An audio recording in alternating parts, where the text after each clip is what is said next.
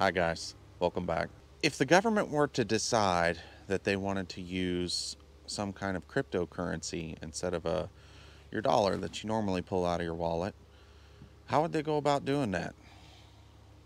My guess would be to crash the economy, make our dollar go into hyperinflation, which makes it worth nothing, and then the people would want something else, so you offer them what you wanted in the first place, your Fed coin, your cryptocurrency. So if you're wondering how this makes a lot of sense here, how am I supposed to prepare for that? Well, I've got 7 things here that you're going to need for the coming Great Reset, as a lot of people are calling it. Number 1, you need a way to get rid of your cash, and silver is a good alternative.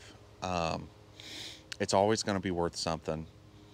The price fluctuates, but you can buy low and sell high just like in stocks, except this is a lot more stable, I think you'd call it, because during a good economy the price is normally down, during a bad economy it's normally up, and you could take advantage of this. And I will say I don't think it's a good idea to invest in gold because there's too much of a swing there. Silver, you're looking at most $10-15 an ounce of a swing, where gold, it could be in the hundreds. You could lose a lot of money really quick with gold.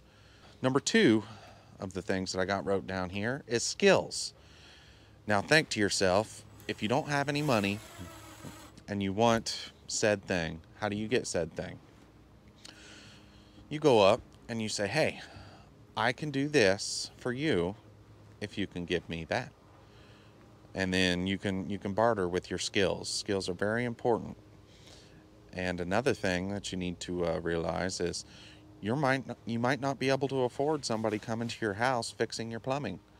So it might be a good idea to go ahead and learn how to do a lot of those things now. So if you need them in the future, you've got them.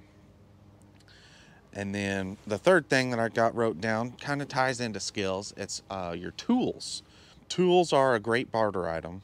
People are going to need them. And you can also perform different skills with different tools.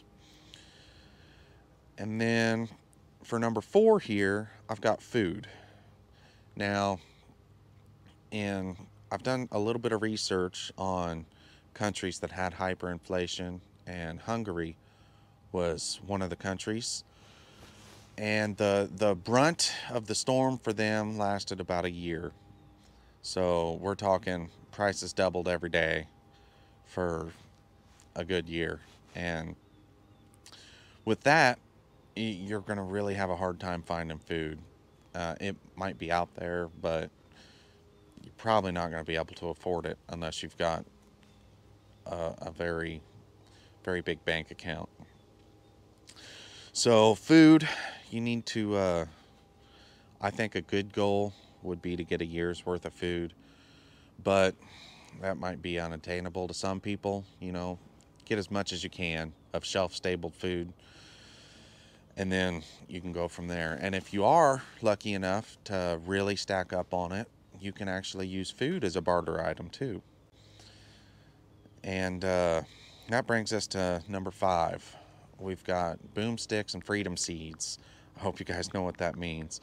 But we're talking along the lines of home defense and hunting too. But keep in mind, as far as the hunting goes, during the Great Depression, a lot of the animals were way overhunted, and you're not just going to be able to walk outside and shoot something to eat. It might not be there. But the boomsticks will give you protection. You need, if you're stacking silver, you're stacking tools and food, people are going to need all those things. And if they don't have anything, they're going to want to take it from somebody in order to feed their family. So you need a way to defend that and to keep the things that you have. Number 6, I've got warm clothes, blankets, things to heat your home. A lot of us depend on electricity to provide heat for us during the wintertime. And if you haven't noticed, it's starting to get colder out. So if this thing happens in the middle of winter, or like it did in Hungary, it lasted a full year, you might not be able to afford your electric bill. Another thing, people are using a lot more electricity than they used to with these electric cars and things like that. The grid's starting to fail over out west. Now, you might live in an area where it's really not that big of a deal. I don't think it's that big of a deal where I live, but still think about the cost, because your electric bills will go way up in price, and your job's probably not going to offer you much more in compensation. So find a way to keep warm. Number 7, you need a way to get water. Water is the most important thing that you can have, and you only live for 3 days without it. You also need to bathe with it. You need to wash your dishes.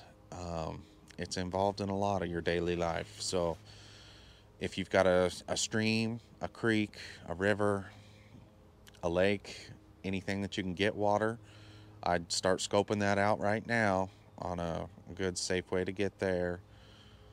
Good, safe way to haul the water back and forth.